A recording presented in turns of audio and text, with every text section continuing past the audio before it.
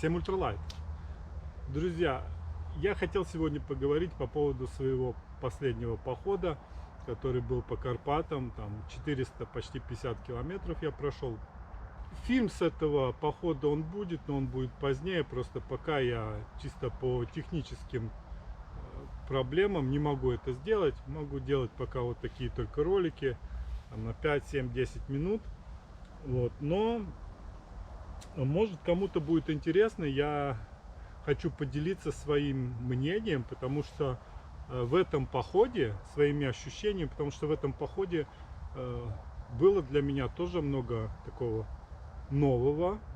Наверное, первый раз, может быть, второй раз я как-то облажался, что ли. Не все в этом походе меня устроило, не все получилось, а получилось всего лишь половина с того, что я хотел. И честно, я как бы не до конца понимал, почему. Когда уже приехал, то я подумал, почему я не сделал больше. Но там в походе это было как-то, ну, как-то что ли натурально было. Я понимал, что все, я вот, потому что вот такая-то причина, я не могу это сделать. И вот об этом как бы я хотел немного рассказать. Начну, наверное, с особенностей, которые у меня, наверное, аж так не было. Во-первых, это погодные условия. Это особенно там дня 4-5 был просто постоянный дождь. Температура близилась к нулю.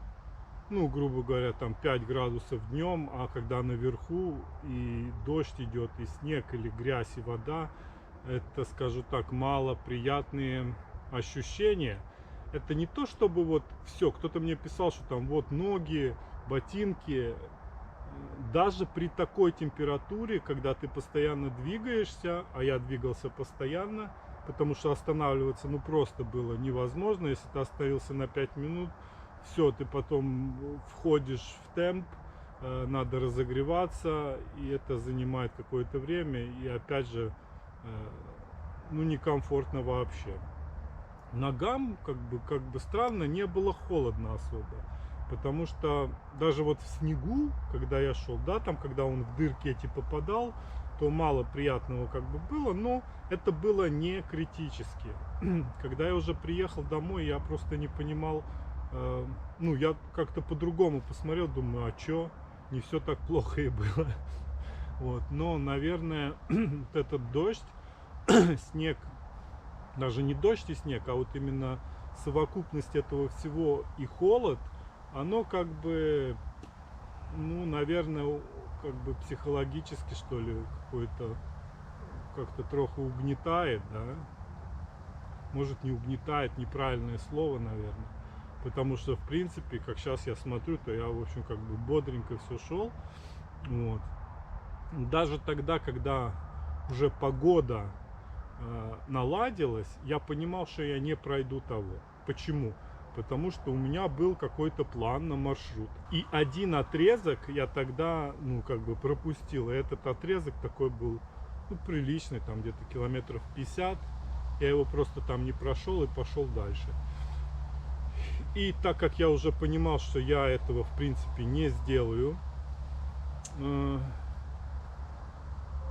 я как бы махнул рукой. А потом оно было такое странное, мотивация пропала.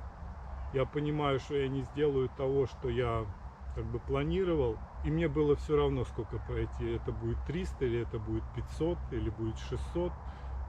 Ну, как бы без разницы. Не было мотивации. Может, как-то странно оно звучит, но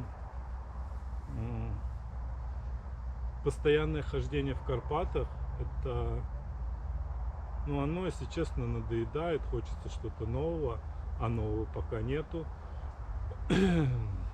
Приходится выдумывать какие-то мотивации для самого себя. Не то, что выдумывать, они как бы полезные, потому что прохождение длинных маршрутов — это суть, как бы, у меня, по крайней мере, кроме того, что я там вижу, да, я хочу еще многое пройти. Поэтому как-то так вот, именно по мотивации, наверное, оно и где-то меня сломило, когда не было уже мотивации, хотя по сути даже те последние там, особенно там 2-3 дня, ну я просто как бы летел эти там 50 километров, которые я прошел в этом походе, всех больше я прошел там 53 километра с набором там в 2600.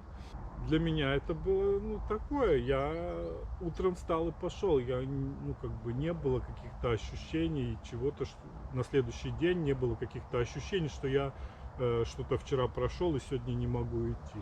Я, по сути, как бы, ну, пролетел, что ли, у меня средний темп вышел там почти 5 километров за час. Это достаточно быстрый темп, но все равно не было той мотивации. Потом еще, когда я понял, что я не пройду в этот день по Черногорскому хребту, ну, у меня вообще пропала мотивация. Я потом себе выдумал, что я дойду, может, до Заросляка с Гаджина, потом спущусь в Казмещик, поднимусь до Петроса, сделаю и там пойду на Рахов или Квасы, или Есеня, но реально уже просто не было мотивации никакой. Это, наверное, такая часть. Если есть какие-то вопросы, пишите в комментариях. Вторая часть, я хотел бы затронуть снаряжение. Скажу так, что все, в принципе, отработало норм. Как, если кто следил, знает, у меня была пенка, потом дошел еще коврик. Я пробовал спать на ковре, вот в минус там 1, 0, минус 1. И в этот же момент я пробовал перекладывать и спать на пенке. Жарко не было, но это еще не было супер критично. Еще можно было бы спать и на пенке, но на ковре, конечно, был люкс полный. Ты ничего не чувствуешь снизу, кроме тепла. И это было классно. И такой ковер, ну или похожий ковры, я не говорю именно про этот ковер, необходимый вот сейчас такой погодой. Потому что, ну, пенку у меня уже, если честно, трохи не вывозила. Да и температуры, да, такие были. Ковром я, в принципе, доволен. Тент списался офигенно. Я не специалист по характеристикам. Кому интересно, там могу написать, мне Леша напишет какой-то материал этого тента. Он очень легкий, он весит меньше 200 грамм. С оттяжками совсем что-то там 200 с чем-то грамм. И он прочный. И вот когда на Фейсбуке есть видео, где я выжимаю этот тент и течет вода, даже тогда он не провис как-то сверх того, что могло произойти. Потому что у меня были тенты, когда аж до лица оно все от конденсата он провисал аж вплоть как бы на спальнике лежал, на голове или на лице. Здесь такого не было, он провис, но в принципе все в пределах нормы. И я этим тентом очень доволен. И плюс он еще как бы, ну, супер легкий. Вот. А то, что касается кроссовок, это понятно, я не хочу больше про них говорить. То, что касается одежды, скажу так, единственное, чем мне не хватало, у меня было 2 ходовых кофты легкие. Но единственное, может, я бы одну кофту заменил на тонкую флис, что сейчас я и сделаю в ближайшем походе. Вот это я бы поменял на флис, потому что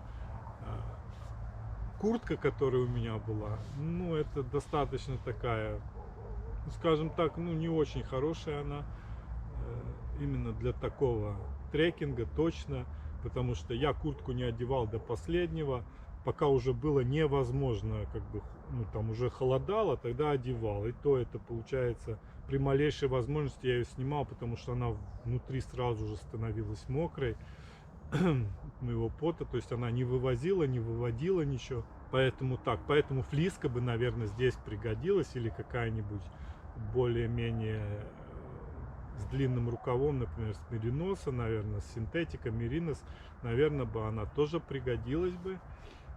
Было бы лучше, скажем так, потому что кофт иногда не хватало, потому что они тоже намыкали, и, соответственно, ну, они ж не греют.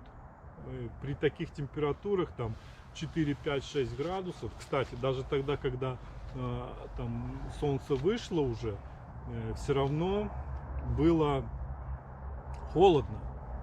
Вроде солнце светит, но 4-5 градусов, это как бы, это не где-то там наверху, это, грубо говоря, там на 1200-1300 до 1500. Вот. Я бы вот флиску, конечно, бы хотел бы в том походе иметь, и она бы офигенно справилась. Еще по погоде, конечно, вот были моменты, которые... Вот такая пора осенняя, холодная, да, я так долго не ходил. Это первый раз, когда вот именно так холодно постоянно. В принципе, вот такой погодой самой идти комфортно, если все хорошо, там, даже если есть ветер какой-то и +5, но когда чуть-чуть начинает идти дождь, а он шел часто, когда начинает идти какой-то там снег, когда ты еще попал в воду, когда ты идешь, как я шел, ну, буквально по колено в грязи, это какой-то мрак был. В этом походе у меня впервые в жизни, наверное, было, что я проходил 6 километров за 4 часа. Ну, это как бы, если брать предпоследний день, за 4 часа я прошел даже меньше, чем за 4, я прошел 20 километров. С набором высоты, а здесь фактически по прямой. Это, как бы, я считаю, классный опыт. Да, я чуть расстроенный, потому что не получилось сделать того, что как бы хотел. Да, и по поводу холода, осенней такой поры, достаточно сложно делать, наверное, ну, сложновато делать такие долгие маршруты с такой экипировкой. Все-таки нужно уже что-то другое. Соответственно, если мы добавляем одежду, да, например, какую-то куртку тяжелее, флисы, штаны, ботинки, хрен куда уйдешь так. То есть можно будет идти, но это будет очень сложно в плане, ну, просто будет сложно идти и делать такое количество километров. Все-таки там нужно будет ограничиваться, я думаю, наверное, 20 километрами. После ботинок ничего хорошего ногам нету. Они как бы, фиг, они там не отдыхают, идут в тяжести, какие бы те ботинки не были, все равно это не кроссовки. Так что тут, наверное, достаточно сложно. Хотя вот сейчас, когда я уже приехал домой, я понимаю, что в принципе можно, наверное, все это сделать. Где-то чуть подтерпеть, где-то...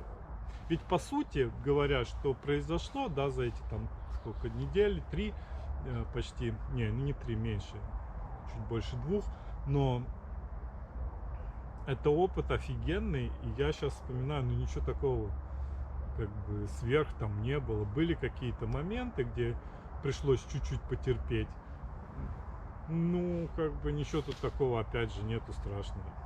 А сейчас я хотел бы сказать про, как это называется? Маршруты Hot-Route. Да, именно.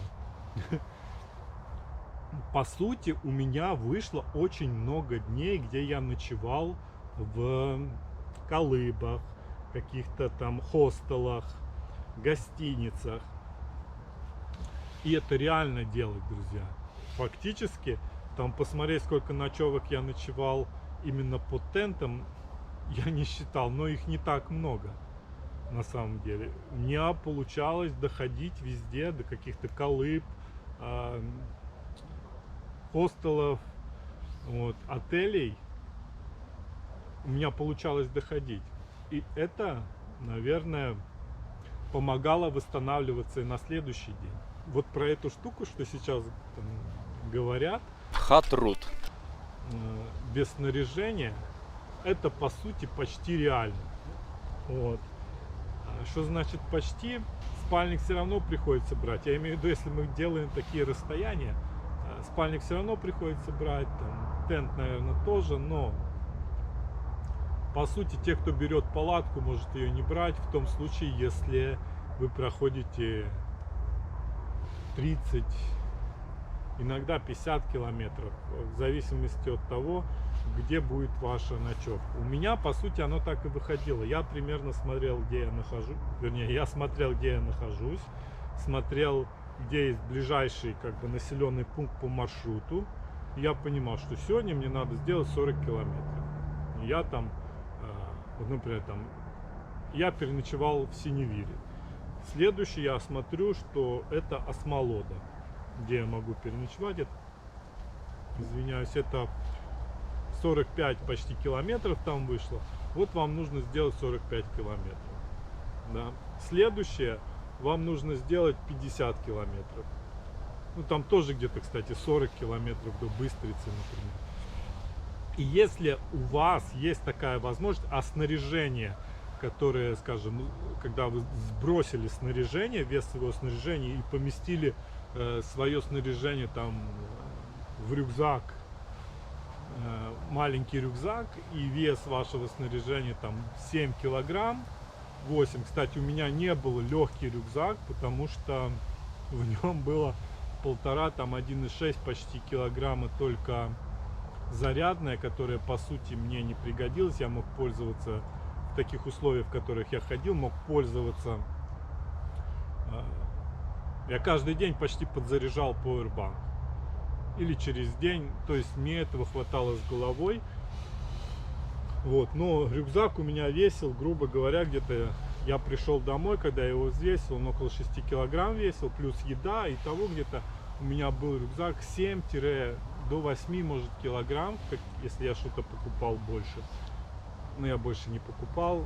Ну, то есть до 8 килограмм у меня весил рюкзак. И с таким рюкзаком вы можете преодолевать большие дистанции. Конечно, если тут у вас есть желание преодолевать большие дистанции. Если у вас такое желание есть, скажем, уменьшенный рюкзак поможет вам проходить длинные дистанции. И если у вас есть опять желание и возможности проходить такие дистанции, вы можете не зацикливаться там на палатке. Вы с собой берете обычный тент, самый легкий. Это он будет служить на всякий случай, если вдруг что-то произойдет и вы не дошли до места, чтобы вы могли переночевать. Но по сути вы тогда уже можете планировать место ночевки. До места ночевки это будет или колыба, или хостел, или там отель. Ну, например, цена отеля, грубо говоря, до 200 гривен. 100 гривен может стоить. Была Быстрица, в Осмолоде было 150 гривен. Ну, то есть 150-100-150 гривен это можно найти спокойно жилье. Конечно, если не хочется там тратить деньги, то... Хотя вот здесь, вот в таких погодных условиях, это было очень классно, потому что ты хорошо восстанавливаешься на следующий день. В Карпатах у нас нету супер больших дистанций. Я примерно посчитал, это максимум до 150 километров плюс-минус, логических километров. То есть не то, что мы там не заходим в Осмолоду, потому что мы идем на Мотогиф через мостик, и у нас тут километр до Осмолода, и мы не заходим в Осмолоду. Но как бы глупо не зайти в Осмолоду, и не купить еды, и не пойти. Вот.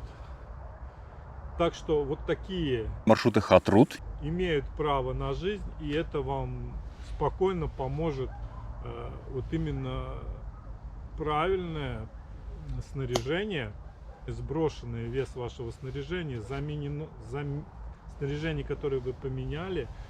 И, конечно, оно опять же не происходит вот так вот, да. Нужно к этому приходить, если вообще это вам интересно. Мне это интересно, я не хочу, извиняюсь, дрочить на снаряжение, потому что там написаны какие-то буковки на нем. Если я могу не использовать снаряжение, я его в принципе не использую. Если бы я мог не использовать спальник, я бы его в принципе не брал бы. Поэтому вот так вот. У меня когда-то было такое желание и остается, да, пройти, не знаю, там Закарпатский, например, с беговым поясом, да, без рюкзака, без разных там причиндалов. Вот. Еще, наверное, хотел затронуть газ, хотя я уже 100 раз про него тоже говорил. даже в таких условиях, но опять же, потому что вечером, да, у меня были вот какие-то хостелы, наверное, может быть, оно как бы и не дало во знаки мне. Да.